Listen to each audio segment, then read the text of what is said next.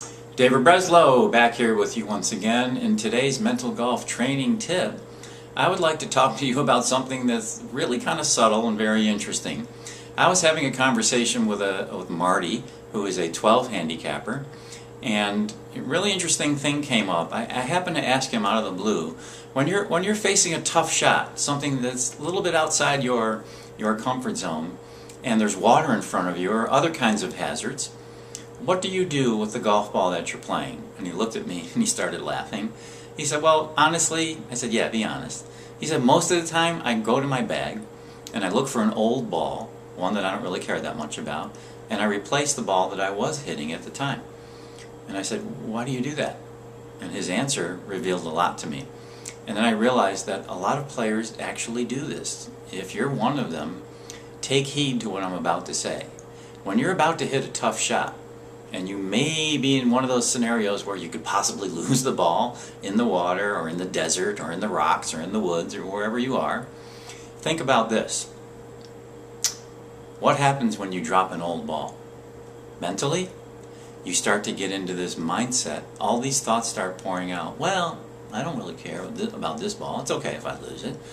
This ball doesn't matter to me. It's got cuts and bruises and dimples all over it, and yeah, not a big deal. I just found this ball a few minutes ago.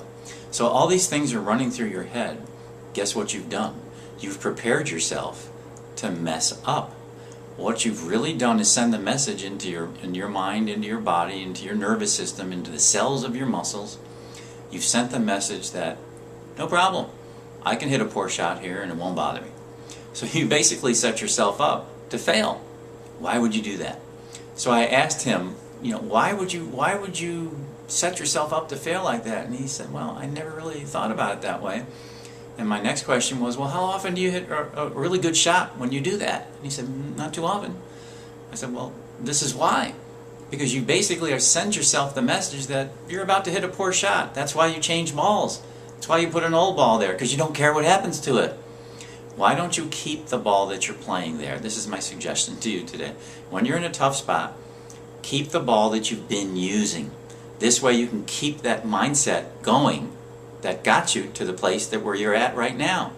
Keep that mindset strong. Keep it up. Keep it positive. Keep it fresh.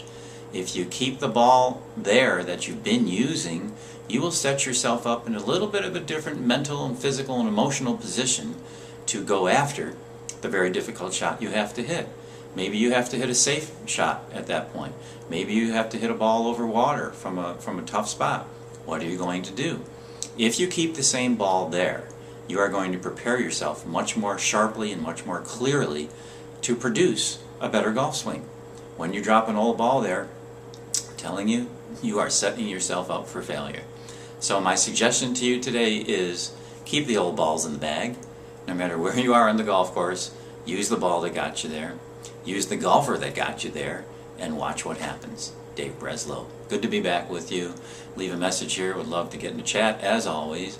And visit me over at www.mentalgolfcoaching.com. Take care.